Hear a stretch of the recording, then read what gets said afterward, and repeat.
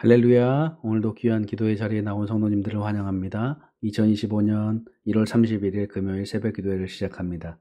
오늘 우리에게 주신 하나님의 말씀은 여호수아 21장 1절부터 19절까지 말씀입니다.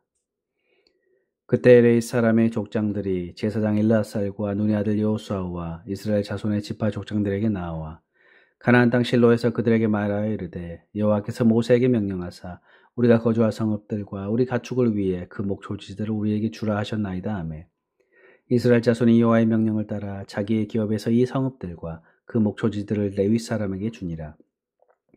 그앗 가족을 위하여 제비를 뽑았는데 레위 사람 중 제사장 아론의 자손들은 유다 지파와 시므온 지파와 베냐민 지파 중에서 제비 뽑힌 대로 13성읍을 받았고 그와 자손들 중에 남은 자는 에브라임 지파의 가족과 단 지파와 므낫세 반 지파 중에서 제비 뽑은 대로 10성읍을 받았으며 게르손 자손들은 이사갈 지파의 가족들과 아셀 지파와 납달리 지파와 바산에 있는 므낫세 반 지파 중에서 제비 뽑은 대로 13성읍을 받았더라. 므라리 자손들은 그 가족들의 르우벤 지파와 갓 지파와 스불론 지파 중에서 12성읍을 받았더라. 여호와께서 모세에게 명령하신 대로 이스라엘 자손이 제비 뽑아 레위 사람에게 준 성읍들과 그 목초지들이 이러하니라. 유다 자손의 지파와 시므온 자손의 지파 중에서는 이 아래에 기명한 성읍들을 주었는데 레위 자손 중 그 가족들에게 속한 아론 자손이 첫째로 제비 뽑혔으므로 아낙의 아버지 아르바의 성읍 유다 산지 기랏 아르바 곧 헤브론과 그 주위의 목초지를 그들에게 주었고 그 성읍의 밭과 그 졸락들은 여분네의 아들 갈렙에게 주어 소유가 되게 하였더라.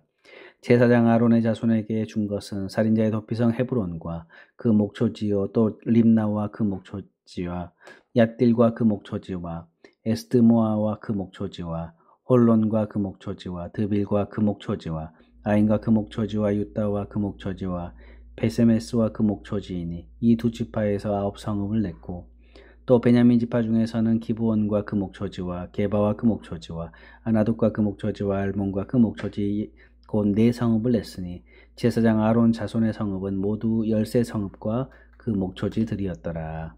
아멘. 12지파의 땅을 분배하고 이제 레위 지파의 사람들에게 거주지를 분배하였습니다. 원래 레위인은 성전을 돌보는 일을 하였고 이것은 몇 차례나 그들의 유산이 되는 땅은 없고 다만 하나님께서 그들의 유산이 되신다라고 말씀하셨습니다. 하지만 그들도 거주해야 될 땅과 자신들의 가축을 돌볼 목초지가 필요했습니다. 2절에 보니까 가나안 땅 실로에서 그들에게 말하여 이르되 여호와께서 모세에게 명령하사 우리가 거주할 성읍들과 우리 가축을 위해 그 목초지들을 우리에게 주라 하셨나이다 라고 말씀하죠. 이처럼 레위 사람들은 비록 땅을 기업으로 분배받지는 못했지만 그들이 거주하고 가축을 돌볼 땅을 얻게 됩니다.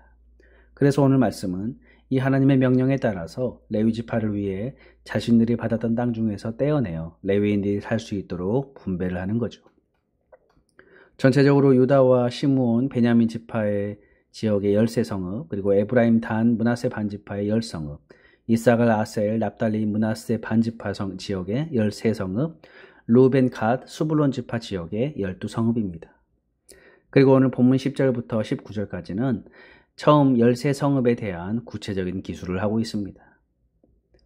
오늘 말씀을 보면서 몇 가지를 생각해 보기를 원하는데 첫 번째로는 레위인들은 모든 가나안 땅 유산이 분배되는 것을 기다렸다라는 거죠.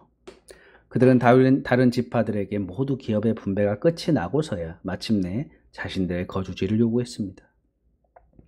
자신들의 거주지가 정해지지 않는 상태에서 이렇게 기다린다라는 것은 쉬운 일이 아니었습니다. 하지만 그들은 하나님의 말씀에 힘입어서 일단은 일의 순서에 따라 기다림을 선택하였고 후에 자기들의 주거지를 당당하게 요구하였습니다. 이렇게 다른 지파의 기업이 다 분배될 때까지 기다린 레위 지파나 또 레위 지파에게 자신들이 분배받은 얼마간의 성읍과 목초지를 준 이스라엘 백성들 모두 믿음의 모습을 보여주었습니다. 땅은 그들이 하나님으로부터 받은 유산이었습니다. 그것에서 일정 부분을 떼어내서 레위인에게 주는 것은 어찌 보면 쉽지 않은 행위입니다. 하지만 그들은 아무런 저항 없이 당연하다는 듯이 그것을 떼어서 레위인들의 주거지로 사용하도록 했다라는 거죠. 3절에 보니까 이스라엘 자손이 여호와의 명령을 따라 자기의 기업에서 이 성읍들과 그 목초지들을 레위 사람에게 주니라 라고 말씀하죠. 이스라엘은 하나님의 명령을 따라 자신들의 기업에서 레위인들에게 준 것입니다. 큰 그림에서 보면 가나안을 12등분하여서 12지파가 갖고 그리고 그 중에서 레위인들에게 일정 부분을 나누어 준다라는 것이 하나님의 명령이었는데 그것을 빠짐없이 지킨 것이지만 작은 그림으로 들어가 보면 이 12지파 중에서 어떤 이는 자기가 받은 것을 내놓고 어떤 이는 레위인에게 자기가 받은 것을 내놓지 않는 경우가 생길 것입니다. 그래도 그것을 내놓아야 합니다. 자기가 그 내놓아야 하는 대상에 뽑히면 그것을 레위인에게 주어야 하는 것이죠. 아예 받지 않았다라면 모를까 자기가 받은 것을 내놓아야 하는데 이보다 힘든 일이 어디 있겠습니까? 하지만 오늘 본문에서는 그러한 섭섭한 감정을 볼 수 없는 거죠. 물론 본문 자체가 땅을 분배하는 것을 기술해서 그렇긴 하지만 그래도 오늘 본문을 읽어보니까 아무런 잡음이 없이 땅이 분배된 것 같습니다. 왜 그랬을까요? 왜 이들은 아무런 저항 없이 순수하게 레위인들의 거처를 제공하였을까요? 아마도 이들은 레위인들과 같이 산다라는 것은 바로 하나님의 임재와 같이 맞물려 있다라고 생각한 것 같습니다. 하나님의 말씀을 따라 하나님의 지시하신 대로 하나님을 섬기는 레위인들을 위해서 자신의 것을 내놓는다는 것에 대해 그들은 아까워하지 않았습니다. 그들은 하나님께서 주신 기업, 이 약속의 땅을 받은 것을 축복으로 감사하게 생각하였죠. 그렇지만 그 축복을 혼자만 누리지 않고 다시 내놓아서 함께 복을 누리는 축복의 통로로 되었던 것입니다. 또한 4절에서 7절까지 보면 레위인들은 이스라엘 전역에 흩어져 살았습니다. 그것은 하나님께서 야곱을 통해서 주신 이 성취였죠.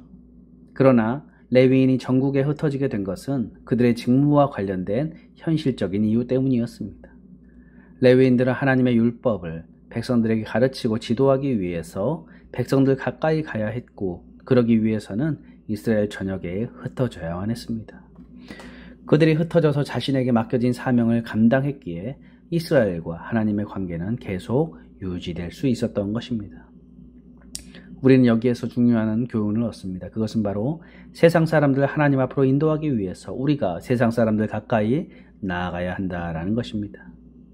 우리가 축복의 통로가 되고자 한다면 그들을 향해서 우리가 들어가야 합니다. 물론 이것이 우리가 세상에 동화되어야 함을 의미하지는 않습니다. 우리가 세상과 분리되어서도 안 되지만 결코 세상에 동화되어서도 안 됩니다. 그러므로 우리는 이 세상 속에 들어가서 그 속에서 살아가되 하나님의 자녀로서의 분명한 기준을 가지고 살아가야 합니다. 세상 가운데 더욱 거룩한 모습으로 사람들에게 삶의 바른 기준과 바른 가치관을 제시해 주어야 합니다. 그리고 그들과 더욱 가까워져서 마침내 그들이 하나님을 알 수 있도록 섬겨야 하는 것입니다. 이것이 바로 영적 레위인으로서 왕같은 제사장으로서 오늘 우리의 사명일 것입니다. 그러므로 성도 여러분, 바라옵기는 오늘 레위인에게 자신의 기업을 가까이 나누어준 이스라엘처럼 또한 이스라엘 백성들에게 흩어진 레위인의 모습처럼 우리 또한 이웃을 향하여서 나아가 이 하나님의 복과 은혜를 나누어주는 참 축복의 통로의 삶을 살아가는 저와 여러분들 되시기를 주님의 이름으로 축복합니다. 기도하겠습니다.